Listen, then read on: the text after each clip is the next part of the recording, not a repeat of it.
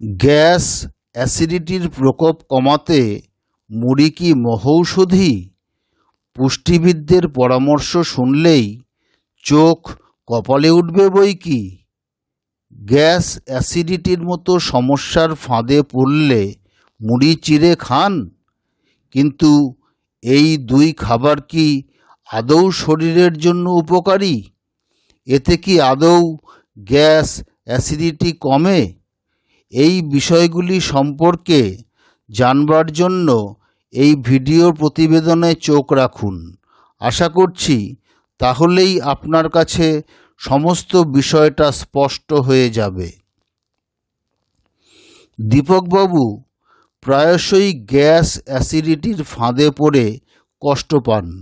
যদিও এইসব ছুটকো সমস্যায় পড়ার পর তিনি অন্য সকলের মতো কিন্তু টপাটপ অ্যান্টাসিড গিলে নেন না, বরং এই পরিস্থিতিতে তার কাছে মহৌষধির সমান হল মুড়ি চিড়ে।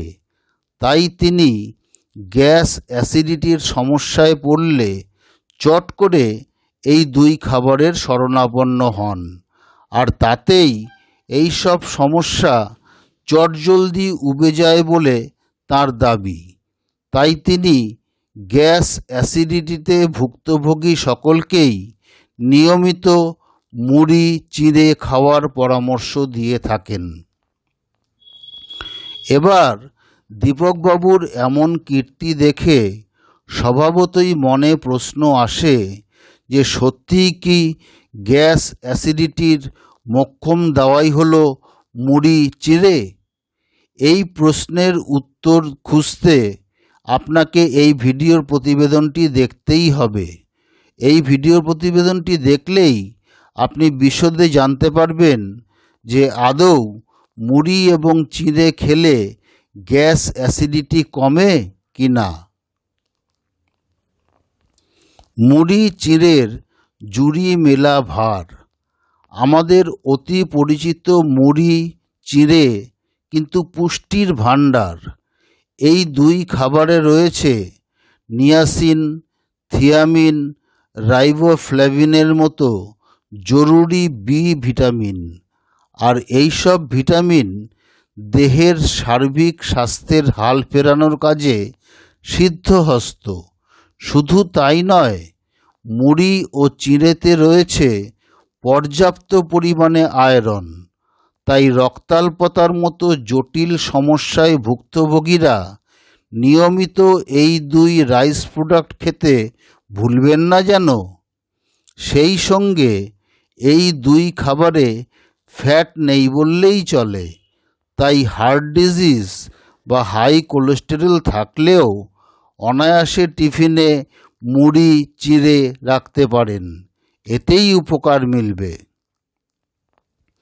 মুড়ি চিড়ে খেলে কি গ্যাস অ্যাসিডিটি আদৌ কমবে?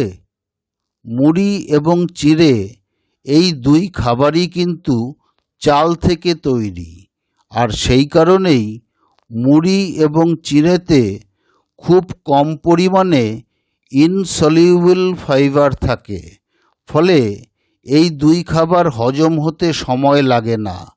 তাই তো গ্যাস অ্যাসিডিটির ফাঁদে পড়লে এই দুই খাবারের উপর ভরসা রাখতেই পারেন, তাতেই উপকার মিলবে হাতে নাতে। বেশি খেলেই অসুবিধায় পড়বেন। তবে এই ভিডিওটি এতদূর দেখবার পর অনেকেই গ্যাস অ্যাসিডিটির ফাঁদে পড়া মাত্রই কারি কারি মুড়ি চিড়ে খেতে পারেন, আর এই ভুলটা করলে সমস্যা বাড়বে বই কমবে না। কারণ এই ধরনের সমস্যায় এই দুই খাবার বেশি পরিমাণে খেলে গ্যাস অ্যাসিডিটির প্রকোপ আরও বাড়বে বই কি। তাই এই সব সমস্যায় অল্প অল্প করে মুড়ি খান। পারলে মুড়ি বা চিড়ে ভেজানো জলও খেতে পারেন। এতে গ্যাস অ্যাসিডিটির পাশাপাশি বমি এবং ডায়রিয়ার প্রকোপও কমবে। সুগার রোগীরাও নিশ্চিন্তে খেতে পারেন। অনেক ডায়াবেটিস রোগীর মনে প্রশ্ন থাকে যে তারা কি আদৌ মুড়ি বা চিড়ে খেতে পারবেন? এই বিষয়ে বলা যায় যে ডায়াবেটিস ডায়েট বলে আলাদা কিছু হয় না, বরং তারা আর 5 জনের মতো সব খাবারই খেতে পারেন। তবে সেক্ষেত্রে কী খাবার কতটা পরিমাণে খাচ্ছেন তা মাথায় রাখা জরুরি। ঠিক তেমনভাবেই ডায়াবেটিস রোগীরাও অনায়াসে মুড়ি ও চিড়ে খেতে পারেন, তবে কতটা খাবেন এই বিষয়টা একজন বিশেষজ্ঞের থেকেই জেনে নেবেন। এই নিয়ম মেনে চলুন অবশ্যই।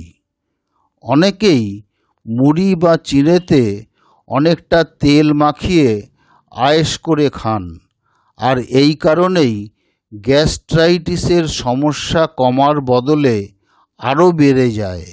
তাই কোনো মতেই এইসব খাবারে তেল দেবেন না, বরং অল্প ছোলা বা বাদাম ভাজার সঙ্গে মুড়ি চিড়ে মেখে খান, তাহলেই উপকার পাবেন।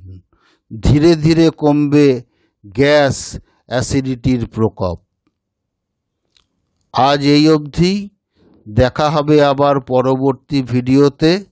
যদি আমাদের এই স্টে ওয়েল ইউটিউব চ্যানেলের স্বাস্থ্য সংক্রান্ত ভিডিওগুলি আপনাদের ভালো লেগে থাকে, তবে চ্যানেলটিকে সাবস্ক্রাইব করবেন এবং বেল আইকনটি প্রেস করে দেবেন, এই অনুরোধ করছি।